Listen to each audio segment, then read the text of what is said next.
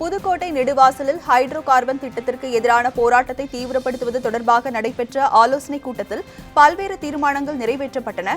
இதுகுறித்த கூடுதல் தகவல்களை அங்குள்ள செய்தியாளர் அருண்குமாரிடம் கேட்கலாம். அருண்குமார், நெடுவாசல்ல தொடர்ந்து 12வது நாளாக போராட்டம் நீடித்து வரும் நிலையில அங்கு நடைபெற்ற கிராம மக்களின் ஆலோசனைக் கூட்டத்தில் என்ன மாதிரியான முடிவுகள் எடுக்கப்பட்டது?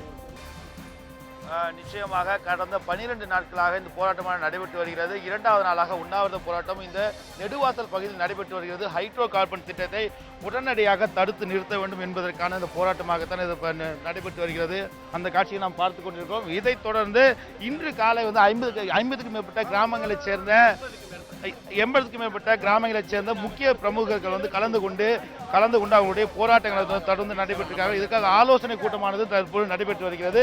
அந்த ஆலோசனை கூட்டம் தற்போது சற்று நேரத்துக்கு முன்பாக நிறைவடைந்திருக்கிறது. அவர்களுடைய பல்வேறு தீர்மானங்களை தற்போது அவர்கள் முன்வைத்திருக்கிறார்கள், தீர்மானம் நிறைவேற்றியிருக்கிறார்கள்.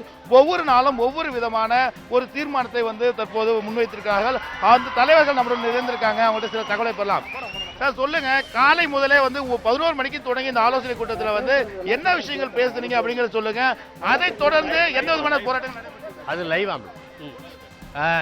இப்போ இந்த நெடுவாசல் கிராமத்தில் ஹைட்ரோ கார்பன் திட்டத்தினை எதிர்த்து நடைபெறக்கூடிய இந்த போராட்டத்தினுடைய ஒரு வடிவமாக இந்த எங்களுடைய சுற்றுவட்ட கிராமப்புறங்களிலிருந்து நிறைய பிரதிநிதிகள் இங்கே வருகை தந்திருந்தார்கள்.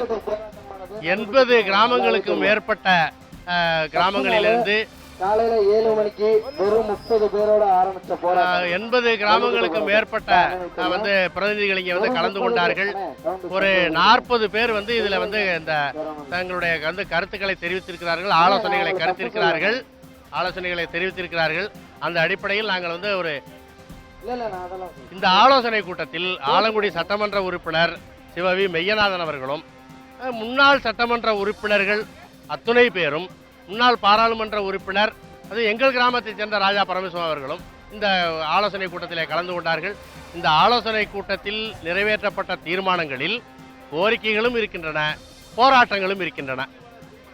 இது உடனடியாக நாங்கள் எங்கள் சுற்றுவட்டார கிராமங்களைச் சேர்ந்த அத்தனை வீடுகளிலும் கருப்பு கொடி ஏற்றோம்.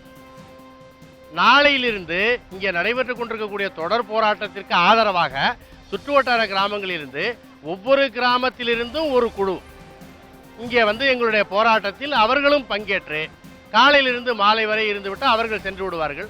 அடுத்த நாள் இன்னொரு கிராமத்தின் சார்பாக இங்கே போராட்டத்திற்கு தொடர்ந்து வருகை இருக்கிறார்கள். அது ஒரு போராட்ட வடிவம். அப்புறம் நாங்கள் நெடுவாசலில் தொடங்கி புதுக்கோட்டை வரையிலும் ஒரு மனித சங்கிலி போராட்டம் நடத்த இருக்கிறோம். அதே போல் புதுக்கோட்டை மாவட்டத்தினுடைய தலைநகரம் புதுக்கோட்டையில் ஒரு மாபெரும் முற்றுகை போராட்டத்தினை நடத்துவதற்கு நாங்கள் திட்டமிட்டிருக்கிறோம். அதே மாதிரி இந்த தஞ்சை, நாகை, திருவாரூர், புதுக்கோட்டை ஆகிய டெல்டா பகுதியை ஒருங்கிணைந்த வேளாண்மை பாதுகாப்பு மண்டலமாக தமிழ்நாடு அரசு அறிவிக்கின்ற வகையில் தமிழ்நாடு சட்டமன்றத்தில் தீர்மானம் நிறைவேற்ற வேண்டும் என்று இந்த நேரத்தில் நாங்கள் கோரிக்கையாக விடுத்திருக்கிறோம். எங்களுடைய பாராளுமன்ற உறுப்பினர்கள், அது மக்களவை, மாநிலங்களவை உறுப்பினர்கள், தமிழகத்தைச் சேர்ந்த அத்துணை பேரும் இந்த திட்டத்திற்கு எதிராக அங்கே குரல் கொடுக்க வேண்டும். அந்த 2 அவைகளிலும் குரல் கொடுக்க வேண்டும். மத்திய அரசினை வலியுறுத்தி இந்த திட்டத்தை கைவிட செய்ய வேண்டும் என்று அவர்களிடத்தில் நாங்கள் வேண்டுகோள் விடுத்தோம்.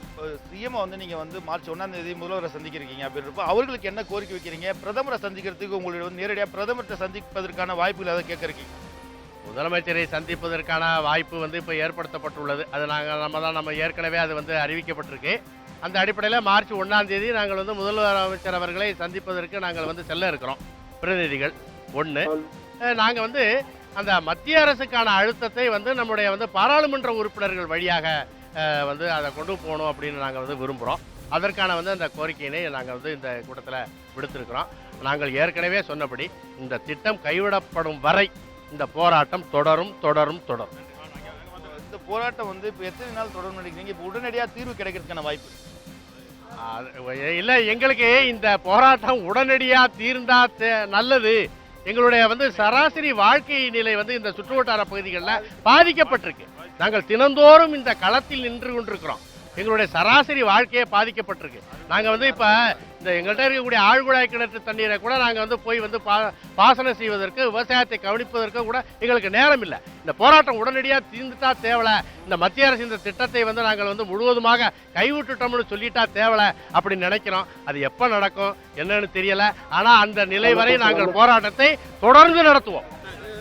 ஆனால் தொடர்ந்து வந்து இப்போ இன்னும் வந்து மேலும் சில கேள்விகள் இருக்குது. இன்னும் மேலே என்ன வேறு கோரிக்கைகள் வச்சுருக்கீங்க? வந்து மாவட்ட ஆட்சியர் வந்து முற்றுகையிட போகிறதா தெரிவிச்சிருக்கீங்க, அடையாள அட்டைகளை கொடுக்கப்படுறதா தெரிவிச்சிருக்கீங்க. மேலும் என்ன இந்த போராட்டங்களும் முன்னெடுத்து செல்றப்போ அடுத்தடுத்து அந்த சூழ்நிலையை பொறுத்து போராட்டங்கள் அமையும். அது போராட்ட குழு அமைச்சிருக்கோம். அந்த குழு எடுக்கிற முடிவு தொடர்ந்து போராட்டத்தை முன்னெடுத்து செல்லும். தொடர்ந்து வந்து இந்த போராட்டம் ஆலோசனை கூட்டமானது நடைபெற்று முடிந்திருக்கிறது. இந்த போராட்டத்தில் வந்து பார்க்கும்போது பல்வேறு தீர்மானங்கள் வந்து இந்த குழுக்கள் வந்து முடிவெடுத்திருக்கிறார்கள். ஒவ்வொரு நாளும் ஒவ்வொரு விதமான போராட்டங்களை முன்வைத்து அவங்களுடைய போராட்டங்கள் களங்களை வந்து கொண்டு செல்வதாக இருக்கிறார்கள். இன்றுடன் வந்து பிரச்சனை முடிந்துவிட வேண்டும் என்பது அவங்களுடைய ஆசையாக இருக்கிறது. ஆனால் எத்தனை ஆண்டுகள் ஆனாலும் சரி, எங்களுடைய பகுதியில் வந்து விவசாய நிலங்களில் ஹைட்ரோ கார்பன் திட்டம் எடுப்பதற்கு எப்பொழுதும் ஒத்துழைக்க மாட்டோம். இதற்காக எங்களுடைய உயிர் போகும் வரை சரி எங்களுடைய போராட்டமானது தொடர்ந்து நடைபெற்றுக் கொண்டேதான் இருக்கும் என தெரிவிக்கிறார்கள்.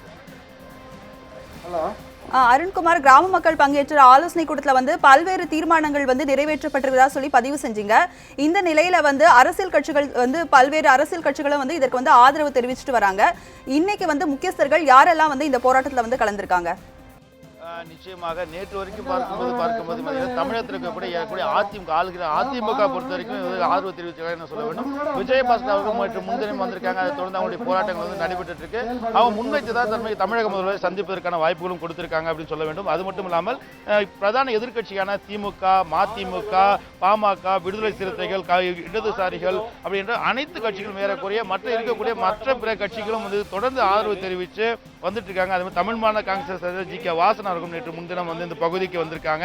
அது மட்டும் இல்லாமல் நாளை வந்து மதிமுகவினுடைய பொதுச் செயலாளர் அவர்கள் வைகோ அவர்கள் நாளை வந்து ஆர்ப்பாட்டம் நடைபெற்றிருக்கு. அது வந்து மக்கள் நல கூட்டணி சார்பாகவும் அந்த ஆர்ப்பாட்டங்கள் நடைபெறுவதற்கான நாளை வாய்ப்புகள் இருக்கு. அது மட்டும் இல்லாமல் நாம் தமிழர் கட்சியை சேர்ந்த சீமான் அவர்களும் வந்து இந்த போராட்டங்களில் வந்து இன்று வந்து உண்ணாவிரத போராட்டங்கள் தொடர்ந்து கலந்துட்டு இருக்காங்க. அந்த காட்சிகள் பார்க்க முடியுது. அதை தாண்டி அனைத்து மற்ற அமைப்புகளை சேர்ந்தவர்களும் தொடர்ந்து இந்த போராட்ட களங்களில் வந்திருக்காங்க. இன்று பொறுத்தவரைக்கும் பார்க்கும்போது சீமான் தலைமையிலான சீமானுடைய இயக்கத்தை சேர்ந்தவர்கள் வந்து இந்த உண்ணாவிரத போராட்டத்தில் இந்த பகுதியில் வந்து ஈடுபட்டு இருக்காங்க.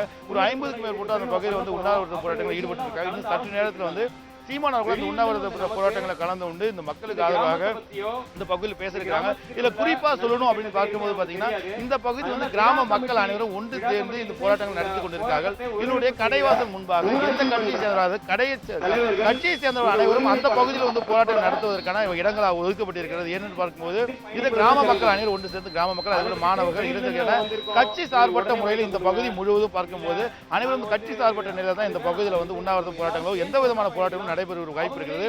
கட்சியை சேர்ந்தவர்கள் உள்ள வர வேண்டாம் என்பதை தெரிவித்திருக்காங்க ராஜலட்சுமி.